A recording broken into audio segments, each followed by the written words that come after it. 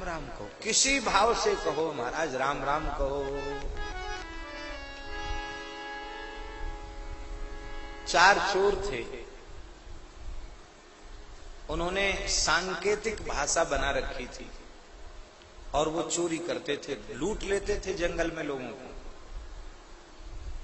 कोई मालदार व्यक्ति आता हुआ सेठ साहूकार दिखाई पड़ता तो उनमें से एक चोर कहता था नारायण, दूसरे चोर समझ लेते कि कोई आ रहा है। नारायण का अर्थ उन्होंने अपना मान रखा था कोड वर्ड में, नारायण माने आ रहा है कोई आदमी।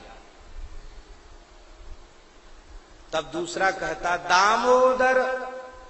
पहले लोग चांदी के सिक्का चलते थे, कमर में उनको वो पुराने लोग कमर में बांध लेते थे सिक्कों को खोई बना करके, जैसे आजकल एक मनी बैग चल गया ना बेल्ट जैसा, यहाँ आगे बांध लेते, ऐसे उस समय भी लोग बांध लेते थे।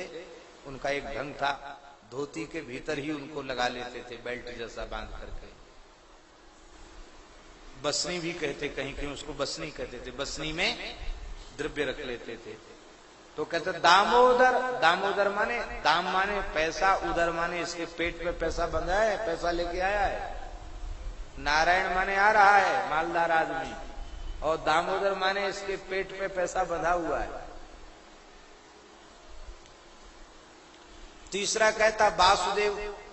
वासुदेव का मतलब होता है कि बस अब जाने मत दो आगे, एक बांस दो इसके सिर पे जो आगे बढ़ न पावे, एक लठ मारो इसको।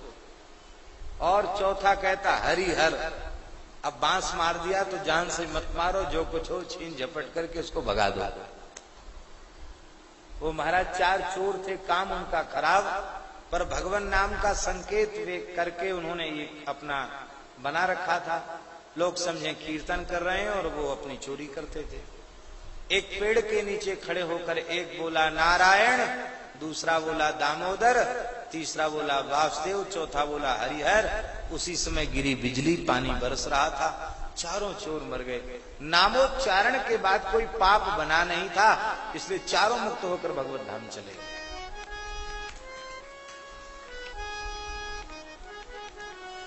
इसलिए भैया जब इस बहाने से नारायण, दामोदर, वासुदेव और हरिहर कह के पाप मुक्ति हो गई, तो किसी भी भाव से नाम प्रकट हो जाए। सांकेत्यम पारिहास्यम वा स्तोभम हेलन में हुआ वैकुंठ नामक ग्रहण में से सागहरम विदु, सारे पाप नष्ट।